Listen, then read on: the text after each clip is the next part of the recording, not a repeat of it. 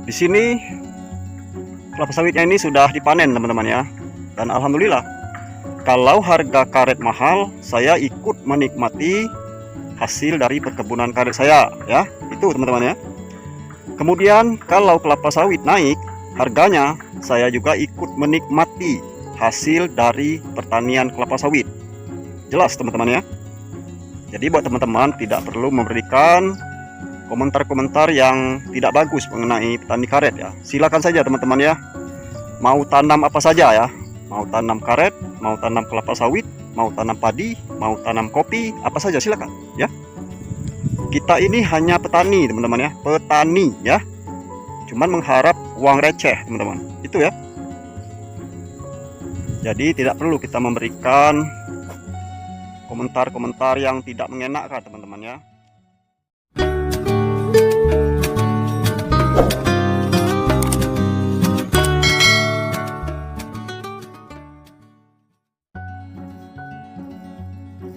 Halo semuanya, Assalamualaikum warahmatullahi wabarakatuh. Selamat datang di channel YouTube Yukem Adeka.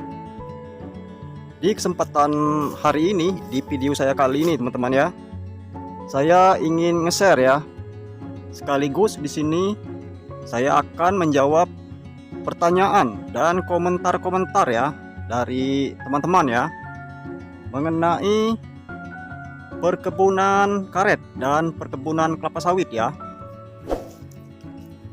Sebelumnya saya pernah membahas ya masalah perkebunan karet, dan sekarang ini saya masih tetap eksis ya di perkebunan karet. Jadi saya tidak pernah nge-review ya atau berbagi mengenai masalah perkebunan kelapa sawit teman-teman.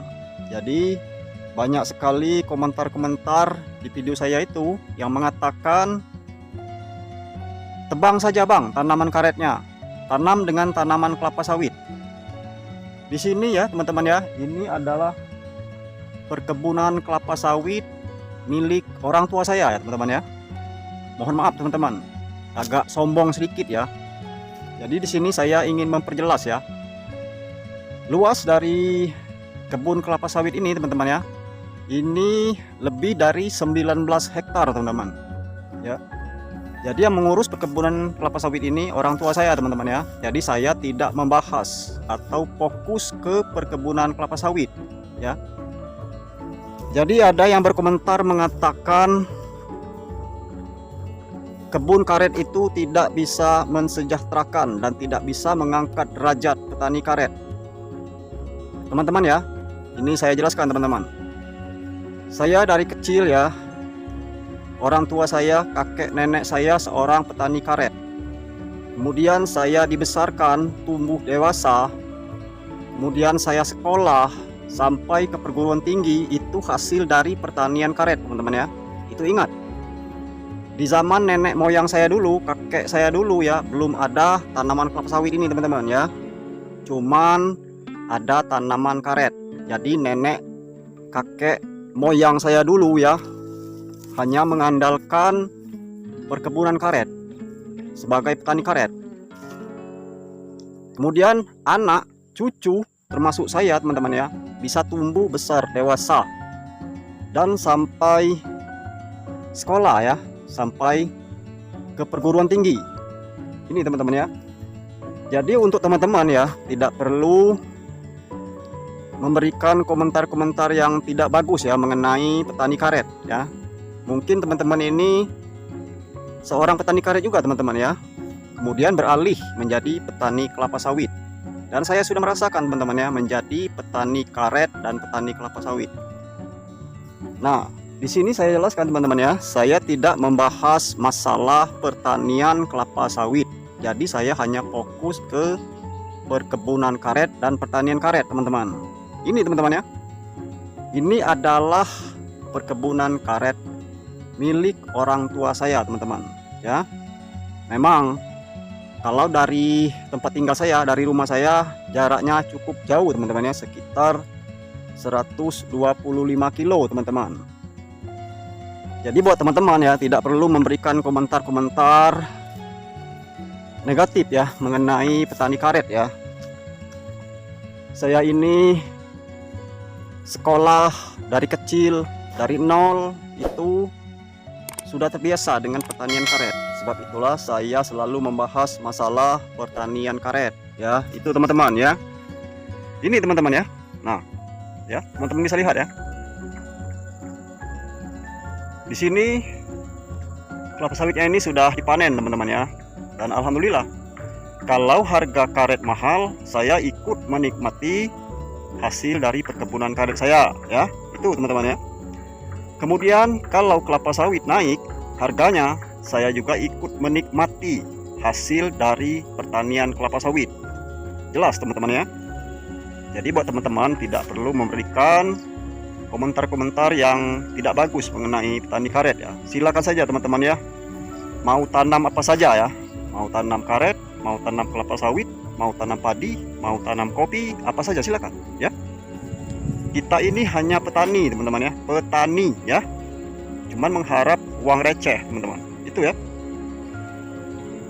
Jadi tidak perlu kita memberikan komentar-komentar yang tidak mengenakan teman-teman ya. Dan di sini saya jelaskan, saya tidak akan memperpanjang isi video saya teman-teman ya, hanya sedikit saja ya.